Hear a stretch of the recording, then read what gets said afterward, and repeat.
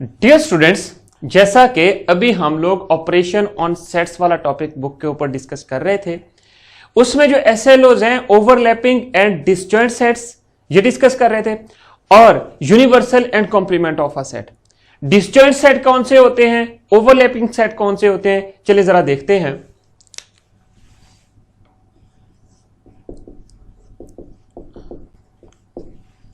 Disjoint and overlapping sets. यहां पर देखिए कि सेट के बारे में तो आपको पता है सेट क्या होता है। Set is a collection of well defined distinct objects.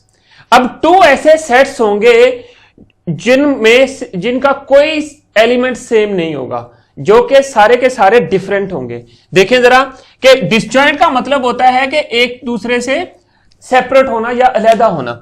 देखिए जरा हमारे पास एग्जांपल के थ्रू करते हैं।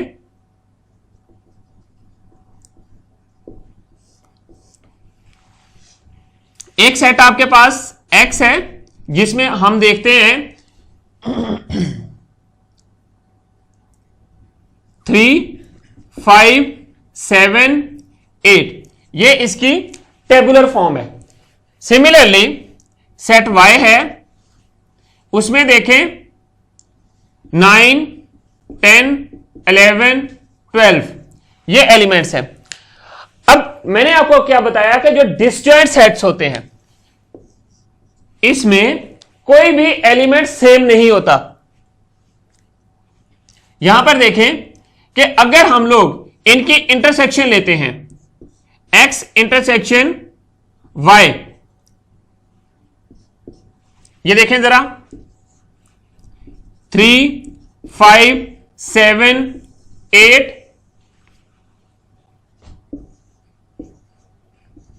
9, 10, 11, 12 ये आपके पास एक एम्प्टी सेट आता है। अगर तो ये इंटरसेक्शन एम्प्टी सेट ना हो तो वो डिसजॉइंट सेट नहीं होंगे। डिसजॉइंट सेट कौन से होते हैं, जिनमें कोई एलिमेंट भी सेम ना हो। अब देखें, आपने जो चीज याद रखनी है, अगर किसी सेट की, किसी भी टू सेट्स और टू और मोर सेट्स की हम लोग इंटरसेक्शन लेते हैं, इंटरसेक्शन का आपको पता है, इंटरसेक्शन में हमने सिर्फ कॉमन एलिमेंट लेने होते हैं। तो कोई भी एलिमेंट कॉमन नहीं है तो इसका मतलब है ये दोनों सेट्स जो हैं ये डिसजॉइंट हैं और डिफरेंट हैं।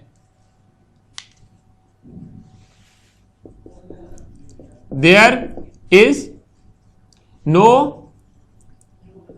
Same elements in disjoint sets. और सिंपली आपने जो चीज याद रखनी है, अगर आपके पास X and Y two sets हैं, X and if X and Y be two sets, then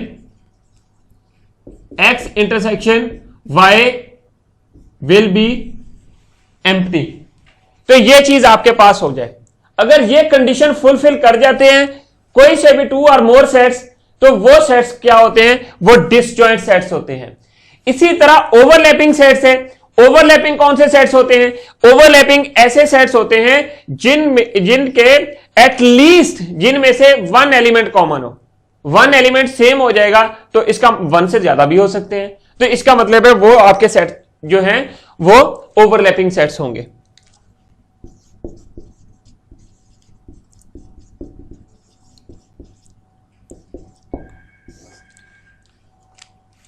आपने यहां पर क्या चीज देखनी है, ओवरलैपिंग सेट्स में अगर आपके पास एग्जाम्पल के थ्रू ही इसको भी करते हैं, ये तो न्यूमरल से मैंने एग्जाम्पल ली थी X और Y की, इसी तरह आप अपनी क्लास में से भी ले सकते हैं क्लासेस की। बिल्कुल आप देखें कि क्लास 6 है और क्लास 7 है।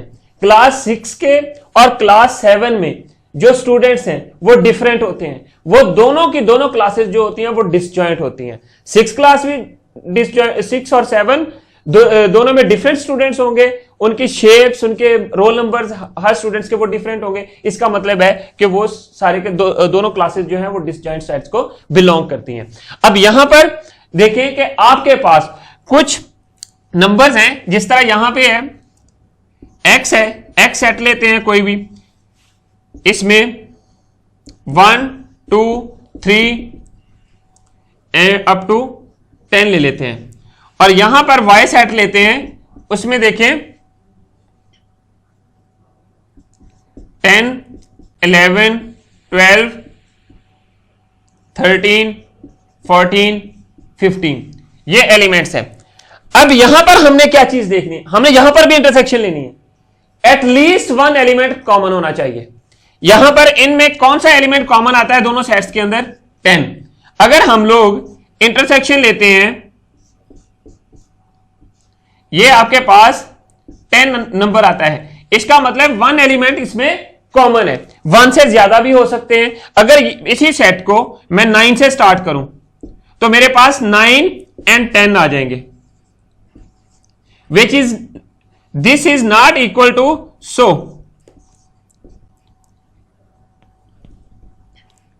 x intersection y is not equal to 5। ये कंडीशन जो है ये आपने याद रखनी है ओवरलैपिंग सेट्स के लिए। At least one element should be common between 2 or more sets।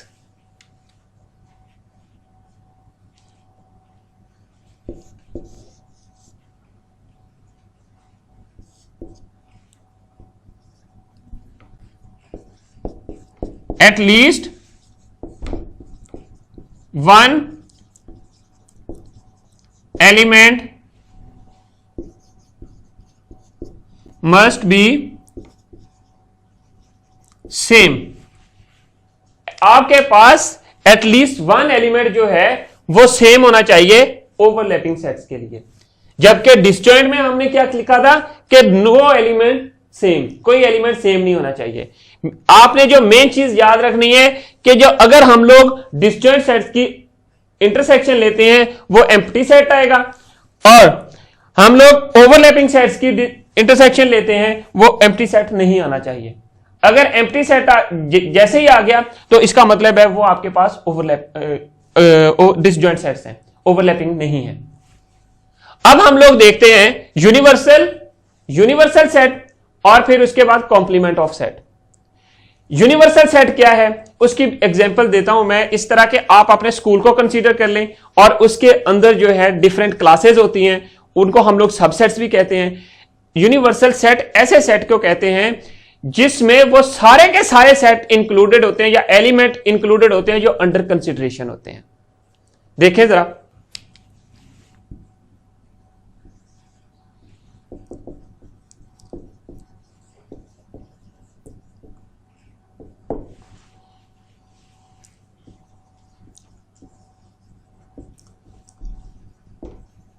complement of a set। अब आपने एक चीज नोट करनी है, यूनिवर्सल सेट के लिए मैंने आपको बताया है कि ऐसा सेट होता है जिसमें वो सारे एलिमेंट इंक्लूडेड होते हैं जो कि अंडर कंसीडरेशन होते हैं। फॉर एग्जाम्पल आपका स्कूल है, उस स्कूल के अंदर कुछ क्लासेस हैं, उन क्लासेस के अंदर जो है वो स्टूडेंट्स हैं, आप लोग हैं। वो जो स्टूडेंट्स हैं वो स्कूल में भी बिलोंग कर रहे हैं और वो डिफरेंट क्लासेस में भी बिलोंग कर रहे हैं। देखें जरा, और नॉर्मली इस सेट को हम लोग यू से डिनोट करते हैं। Universal set, it includes all the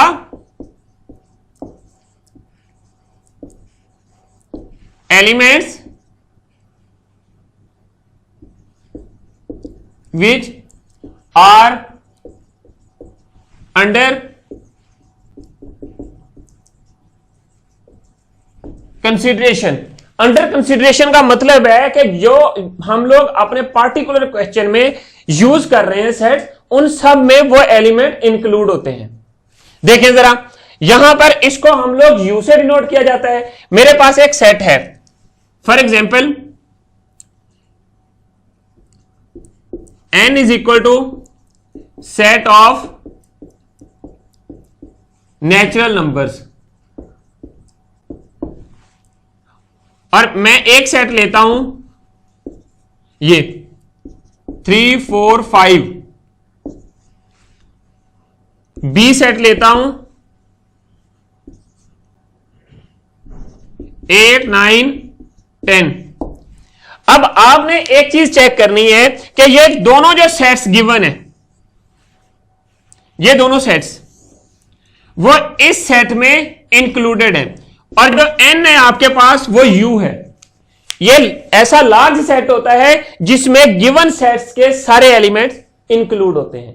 means के ये एलिमेंट्स ये सारे के सारे अंडर कंसीडरेशन है और ये सारे इस सेट के अंदर लाई कर रहे हैं। आपने ये चीज इसमें नोट करनी है। स्कूल वाली एग्जांपल में भी बिल्कुल वैसे ही था। ये आपके पास लार्ज आपके पास स्कूल है, इसमें डिफरेंट क्लासेस हैं। ये स्कूल है, ये क्लास है, क्लास 1, क्लास 2, क्लास 3, क्लास 4। अब ये जो लार्ज स्कूल है इसके अंदर जो क्लासेस हैं, इन क्लासेस में स्टूडेंट्स हैं, और वो जो स्टूडेंट्स हैं वो स्कूल के अंदर भी डेफिनेटली लाई करते हैं। इसका मतलब है जो स्कूल है लार्ज स्कूल वो आपका यूनिवर्सल सेट है, और जो स्टूडेंट्स हैं सारे वो उनके एलिमेंट्स हैं। वो इन सेट्स के अंदर भी हैं सेपरेट जो क्लासेस हैं, और स्कूल के अंदर भी है, लाइक कर रहे हैं। अब आ जाए कॉम्प्लीमेंट की तरफ।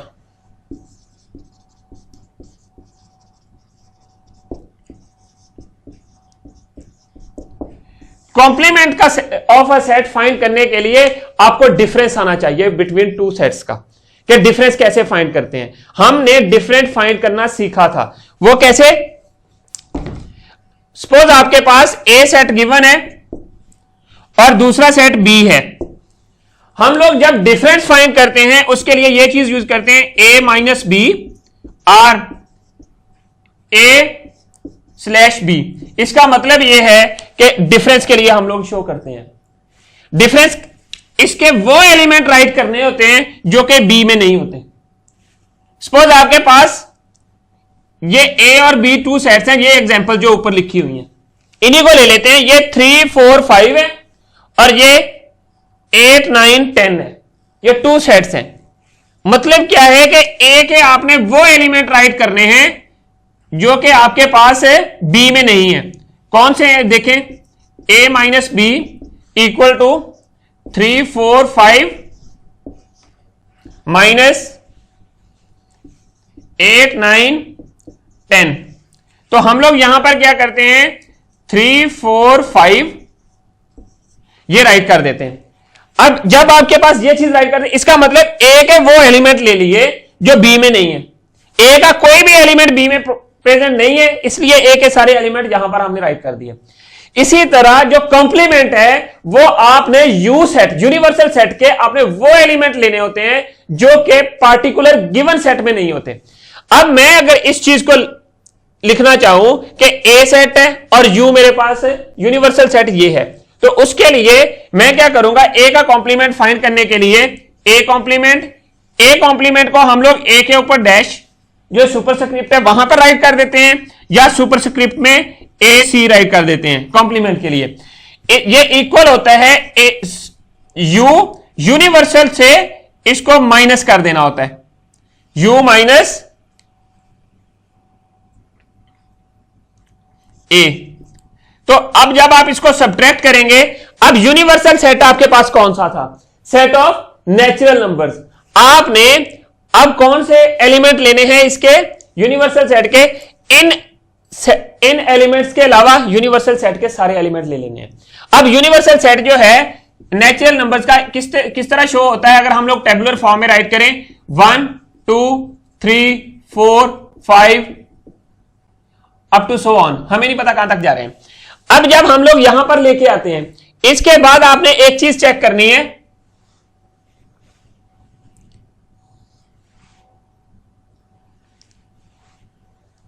सब्ट्रैक्ट कौन से करने हैं, ये एलिमेंट।